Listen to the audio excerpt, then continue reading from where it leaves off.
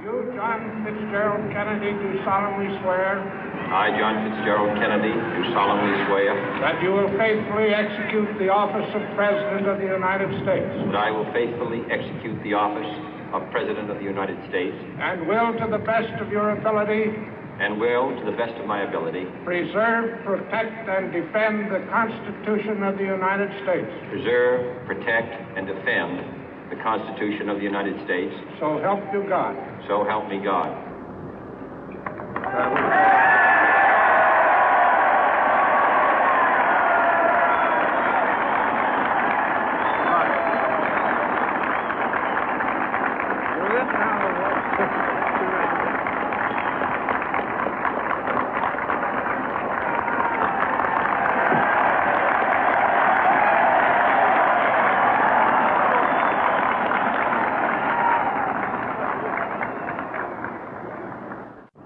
Vice President Johnson, Mr. Speaker, Mr. Chief Justice, President Eisenhower, Vice President Nixon, President Truman, Reverend clergy, fellow citizens.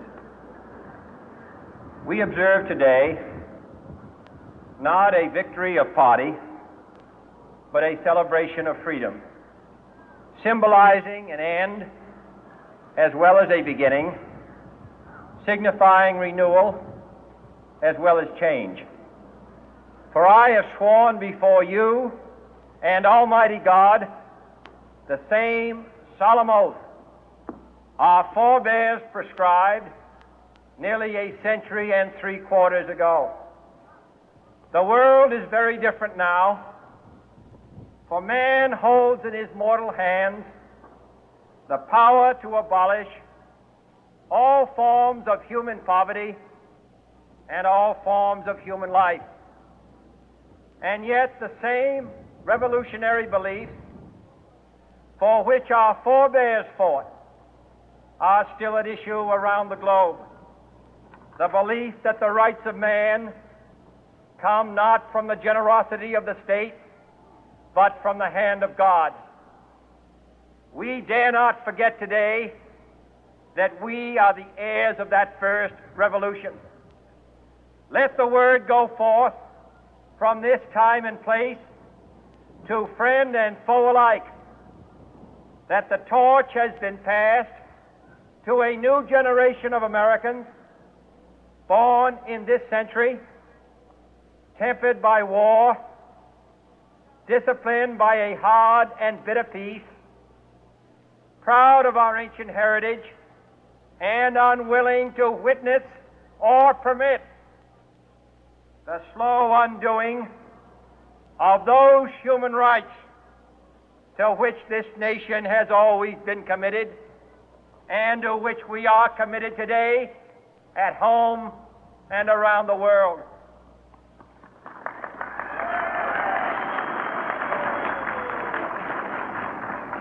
Let every nation know, whether it wishes us well or ill, that we shall pay any price, bear any burden, meet any hardship, support any friend, oppose any foe to assure the survival and the success of liberty.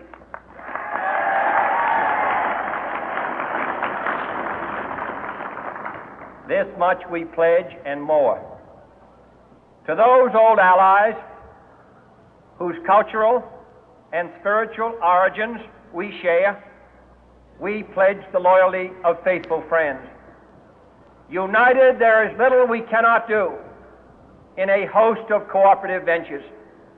Divided, there is little we can do, for we dare not meet a powerful challenge at odds and split asunder. To those new states whom we welcome to the ranks of the free, we pledge our word that one form of colonial control shall not have passed away, merely to be replaced by a far more iron tyranny. We shall not always expect to find them supporting our view, but we shall always hope to find them strongly supporting their own freedom, and to remember that in the past, those who foolishly sought power by riding the back of the tiger ended up inside.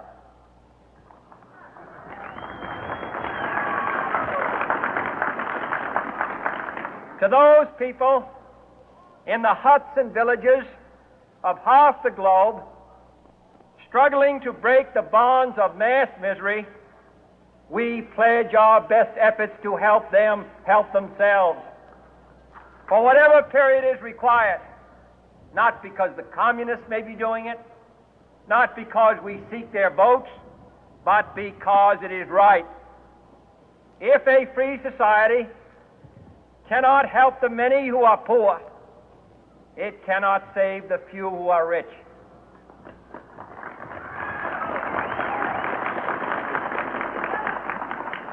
To our sister republics south of our border, we offer a special pledge to convert our good words into good deeds, in a new alliance for progress, to assist free men and free governments in casting off the chains of poverty.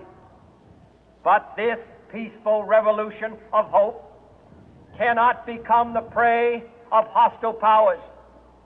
Let all our neighbors know that we shall join with them to oppose aggression or subversion anywhere in the Americas. And let every other power know that this hemisphere intends to remain the master of its own house.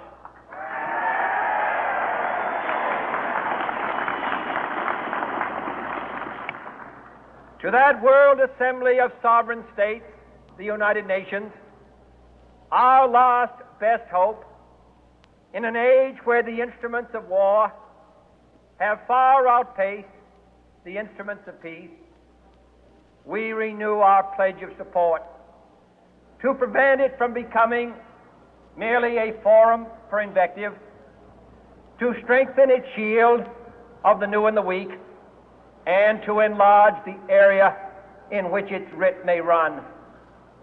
Finally, to those nations who would make themselves our adversary, we offer not a pledge, but a request that both sides begin anew the quest for peace. Before the dark powers of destruction, unleashed by science, engulf all humanity in planned or accidental self-destruction, we dare not tempt them with weakness, for only when our arms are sufficient beyond doubt can we be certain beyond doubt that they will never be employed. But neither can two great and powerful groups of nations take comfort from our present course, both sides overburdened by the cost of modern weapons, both rightly alarmed by the steady spread of the deadly atom, yet both racing to alter that uncertain balance of terror that stays the hand of mankind's final war. So let us begin anew, remembering on both sides that civility is not a sign of weakness, and sincerity is always subject to proof. Let us never negotiate out of fear, but let us never fear to negotiate.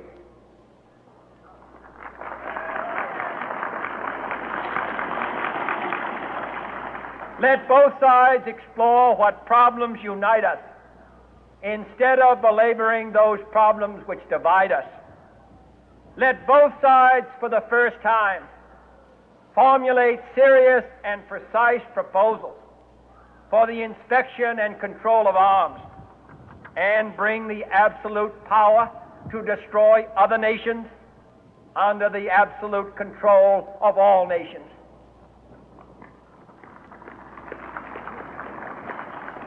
Let both sides seek to invoke the wonders of science instead of its terrors.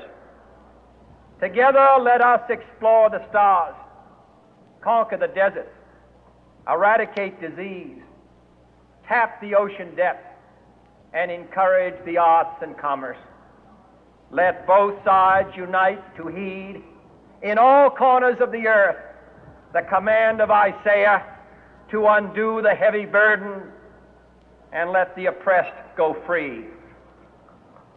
And if a beachhead of cooperation may push back the jungle of suspicion, let both sides join in creating a new endeavor, not a new balance of power, but a new world of law, where the strong are just and the weak secure and the peace preserved.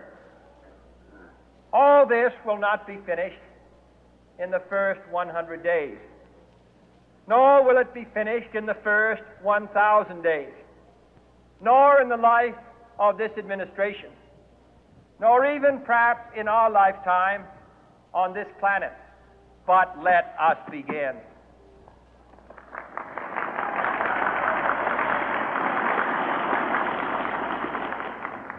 In your hands, my fellow citizens, more than mine, will rest the final success or failure of our course.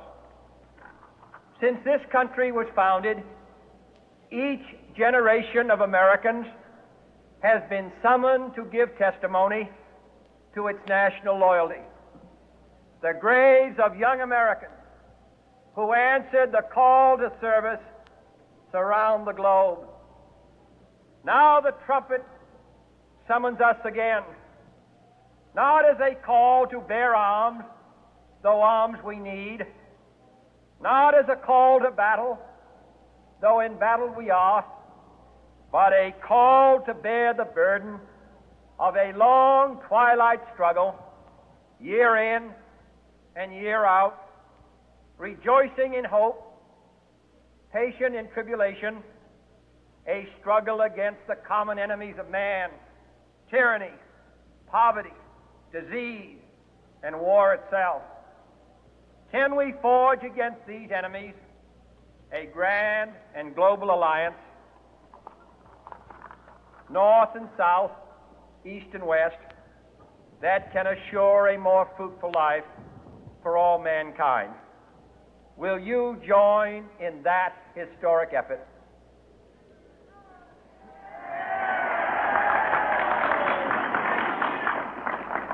In the long history of the world, only a few generations have been granted the role of defending freedom in its hour of maximum danger.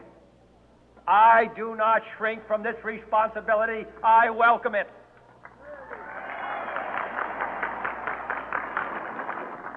I do not believe that any of us would exchange places with any other people or any other generation.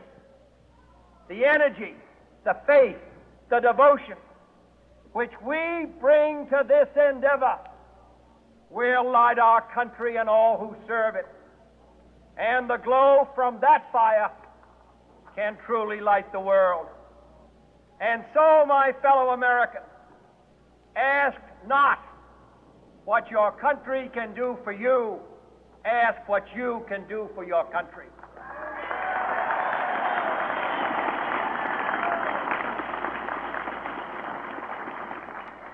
My fellow citizens of the world, ask not what America will do for you, but what together we can do for the freedom of man.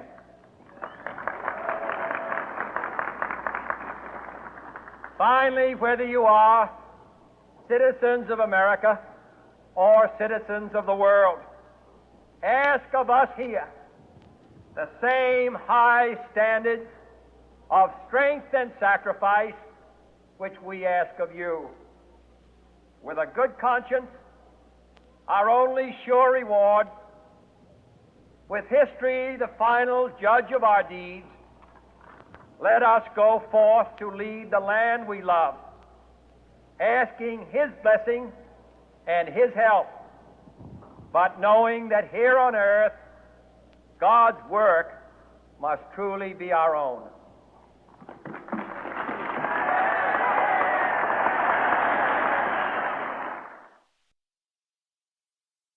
ca zona, frate, Da.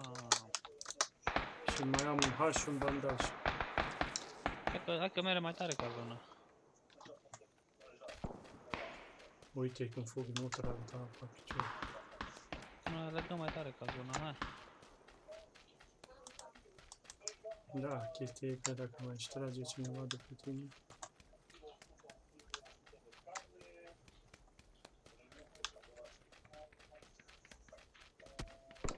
O tras unul.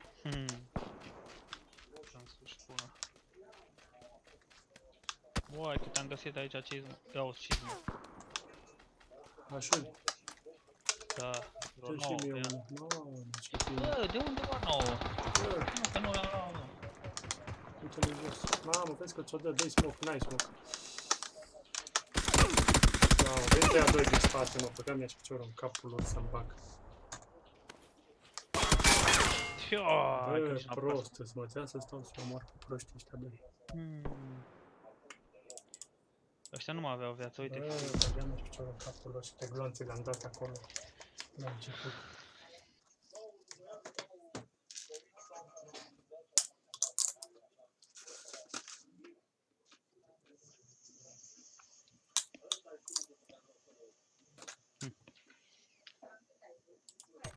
Bă, și-am dat ăla de la 500 de metri. Da, nu știu, 400 și ceva, 460 sau nu știu, 70. Da, din mers, frate, nu orice. Păi și ăsta. Headshot din mers, cu carul. Stătea jos lângă o din aia, am dat un glonț să scoie și sânge. Și-o luat la fugă. Și i-am dat un glonț. Nici nu mă așteptam. Hai că ajunge și acum tot acolo.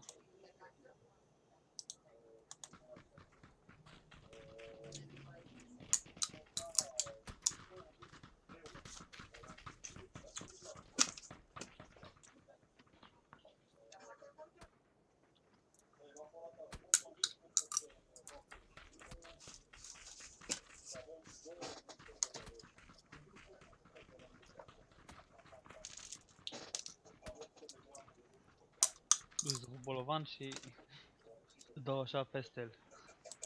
Să te lovesc, știi? Te văd. Dar eu acum nu te văd când arunc.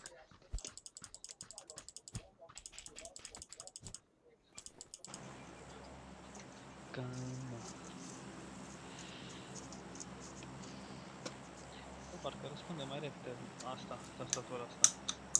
Că nu țint așa degetul nea ca la alea, știi?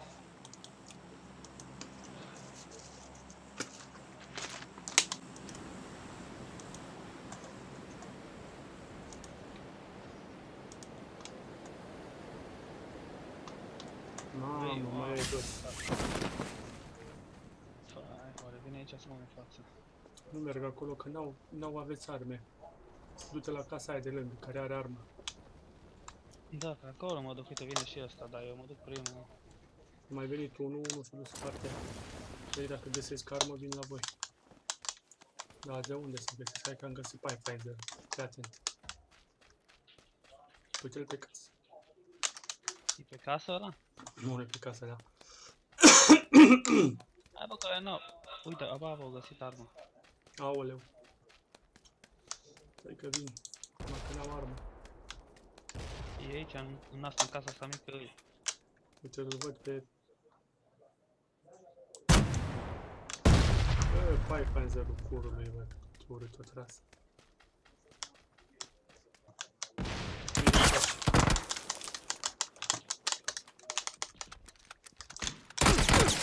Ce mi-a dat-o cu Uzi, bă?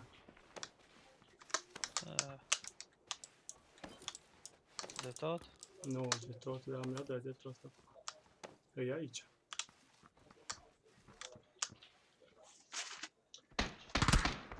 La care e dat? De aici de sus? Ăla de lângă tine. Bravo. Da. Bravo, bă. Dacă poți să-l omori pe ăla sau să faci ceva. E aici, lângă mine. Stai că zic eu pe unde e. E lângă mine, că văd. E în stânga, acolo, vezi că vine. Hai repede, hai repede, hai repede. Da, că mi-am dat arma jos. Nu te mai mișca. Bravo, bă, hai capuci. Ei, ce Bă, ce bine că nu mi-a dat ăsta finish. Și acum aveți un glonț în cap mie. Puf. Vezi că-ți doi la car. Auzi.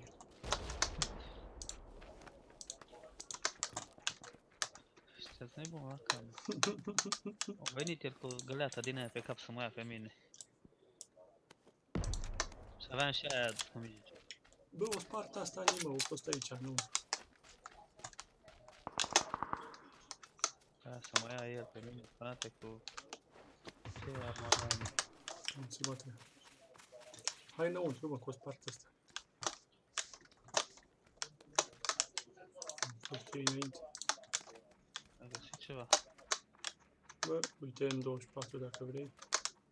Da, eu, frate, Ia. arma mea. Unde? Până aici, la început, uite la aici.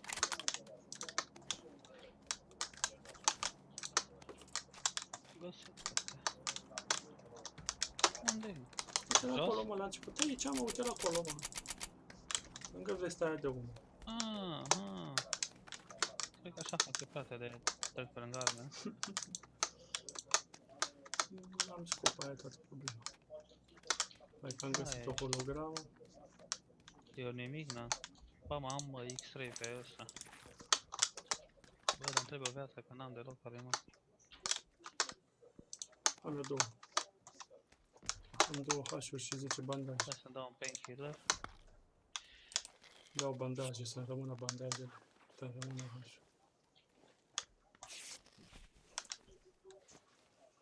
Ce plâng ăia, bă, că nu m-au omorât. Ia, le-am dat, au râs. Când s-a ridicat, bă, o venea spre tine atunci ăla. Cred că eu fi zis asta că m-a văzut. S-a întors pe mine, că i-am dat două glanțe turbi. L-au luat cu tremurul. L-au luat cu amețeli.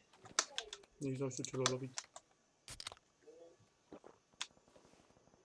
Bă, noi prea bine stăm și ăștia de la... Poate să vină ăștia pe noi. Hai să mergem noi pe ei. Gloanțe de 45 la capin. Nu. Nici o bombă n-ai găsit?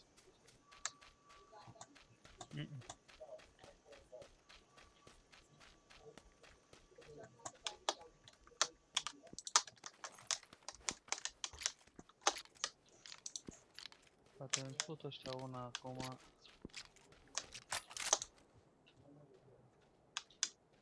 Băieții de la cargo. Să mergem. Un extender Mergem pe dacă cargo? găsești. Hai să Aici, la vedem casele că... astea, pe cargo. Hai că e zona. Suntem în zonă. Dar nu cred că e pe nimeni pe cargo, nu a ajuns nimeni. Ba da, doi s-au dus.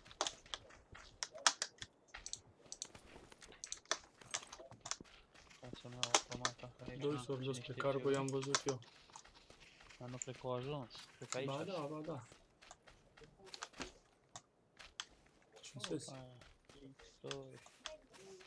Și o bombă. Și încă un X2 aici. De 100 de 2. Extender de SMG dacă îl găsești. SMG. Am numai 19 gloanțe pe ăsta și îi varză.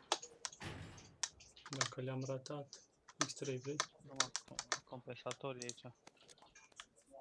Am X. Compensator SMG? Da. Nu. Le-am râs. Ba da, un compensator SMG. În prima casă aia.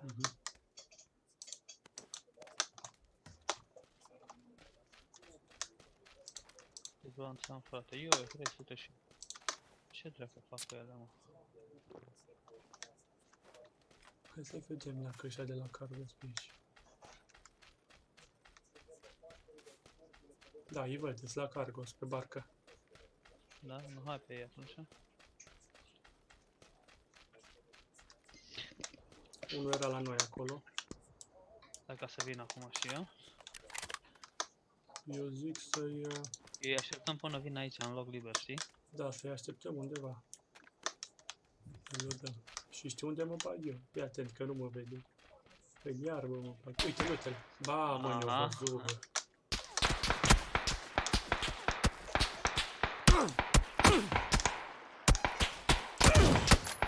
Da, Unde nu, trage? mă, ești nebun. N-ai cum să arunci aici. Ba da. E la depărtare. Bun, l-a aruncat bine.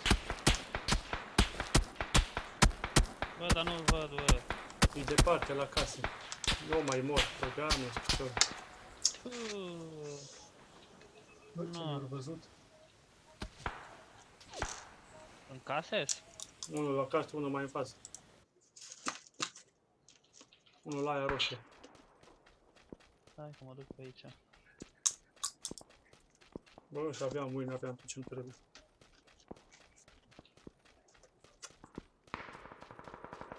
Să-i dă de aici, știi?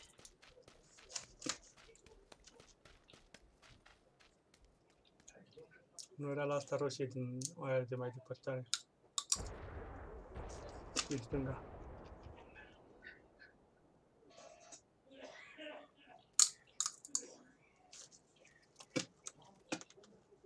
Am murit repede, că a fost al doilea knock.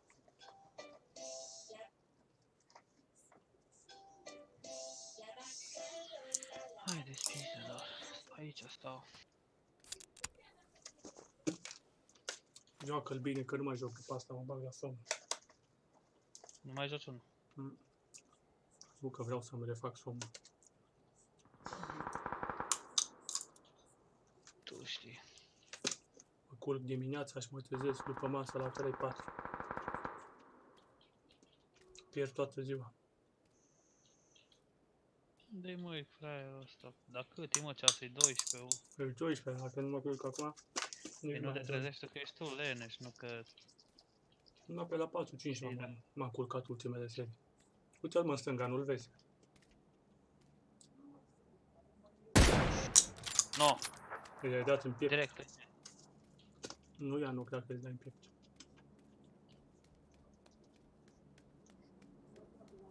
Schimbare de loc. Unde e ăla la alt?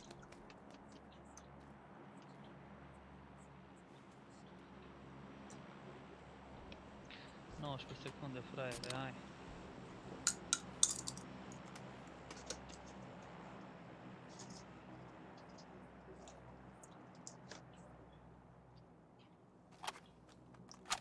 Ai viață. 2 hașuri. Ah, bun.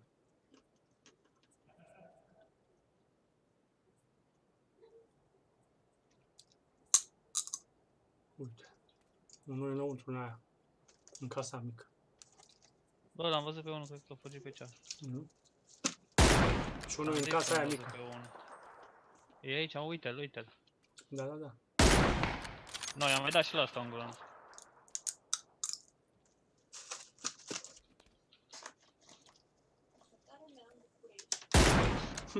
Bă, și la asta i-am dat, mai văzut? Nu mai au viață. Stai pe ei, că n-au viață. Dă-i cu automata, cred că.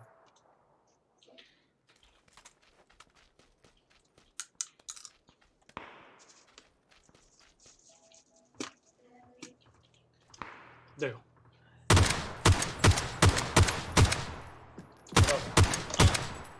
Fii atent după ăla. Lăsăm-o, lăsăm așa. Lasă, lasă. Bravo. I-am E dat gata, și își dă la... viață. Puneți M24. Când a ieșit, dă-i-o. Unde? Acolo era, Acolo, nu? acolo. Hai să încercăm cu ăsta. Își dă viață, o să încerce să tragă după tine. A murit, bă. Tot. Nu, mă. Și toți, uite, 3 kill-uri. Da?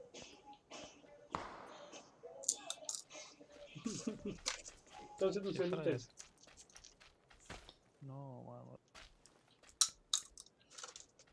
Mamă, ce e asta, bă? Bă, ce e asta, bă, stai.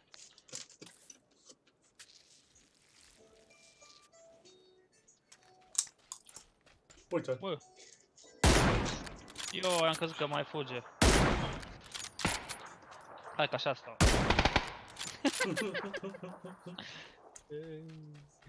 Ce i-ai dat, bă? Hai, frate, fugi în puii mei, că... 14 secunde și Ia pleacă. viața de la ăsta din stânga.